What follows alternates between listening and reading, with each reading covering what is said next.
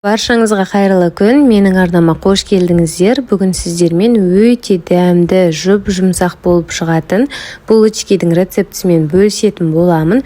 Міндетті түрде дәл осы рецептімен жасап көріңіз, өте керемет болып шығады. Ең алдымен ыдысқа жылы сүтті құйып, үстінен тұз және де дрожжды саламыз.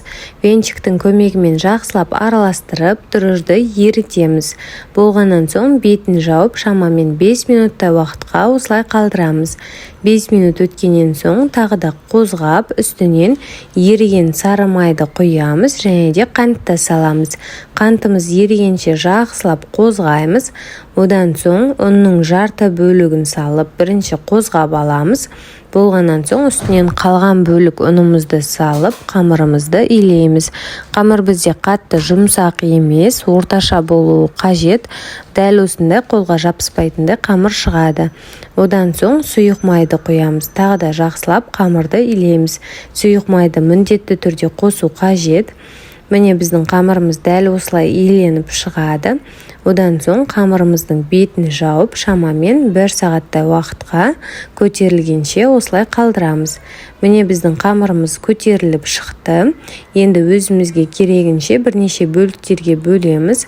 12, 16, 20 бөлікке дейін бөлуге болады.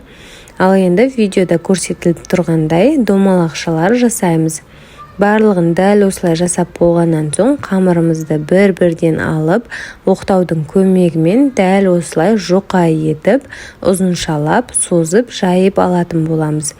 Ал енді бізге осындай вареный сгущенка қажет болады. Бұл қоюлатылған түрі, міндетті түрде осындай түрін пайдалану қажет.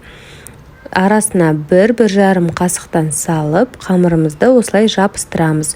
Осы кезде қамырды жақсылап жабыстыру қажет. Немесе сізде піскен кезде вареный сгущенкамыз ағып кетуі мүмкін. Дәл осылай орап, үстінен жұмыртқаның сарысын жағып, күнжутке осылай бір батырып аламыз. Барлығын дәл осылай видеода көрсетілгендей қайталап шығатын боламыз. Негізі жасалу жолы өте оңай, ешқандай қиындығы жоқ, жасап көруге кеңес беремін. Дәмі де өте жақсы болып шығады.